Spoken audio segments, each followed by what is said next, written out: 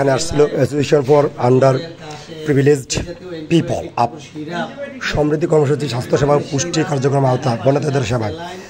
আজকে আসছিল আমাদের যে ডাক্তার ভাইয়েরা আসছিল আমাদের বাক্সিমূল আশ্রয় কেন্দ্র। মোটামুটি পানি কমে গেছে, যাদের সেবা দরকার এখনও তারা সেবা দিচ্ছে আমাদের। তো আসলে আপনাদের এখানে যে প্রধান কি, জি আপনারা আপ থেকে আসছিলেন না? তো আসলে আপনারা মানে এই বাক্সমূল বিশেষ করে বুড়িচুঙ্গা বন্যার্থীদের সব জায়গায় আপনারা এরকম ক্যাম্পিং করে সেবা দিচ্ছেন কিনা? মূলত আমরা আমাদের প্রোগ্রামটা আসলে আমরা আমাদের প্রতিষ্ঠানের নাম হচ্ছে association for underprivileged people. আমাদের ফকির বাজার এবং বর্ষের বাজার দুটা শাখা ছিল।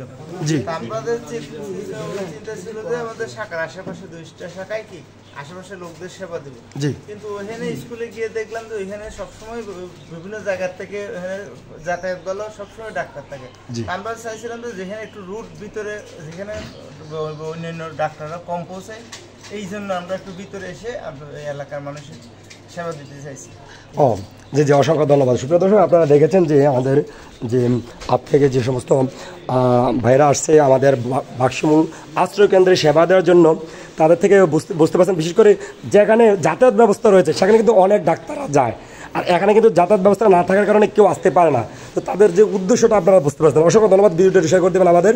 আর বিশেষ করে আমাদের বাক্সমূল এই উচ্চ বিদ্যালয় মাদ্রাসা যে আশ্রয় কেন্দ্রে, এখানে কিন্তু অন্যান্য আশ্রয় কেন্দ্রের মতো কিন্তু অতটা সুযোগ সুবিধা মানুষ নিতে পারেনি, ডাক্তারের সুযোগ সুবিধা, খাবার।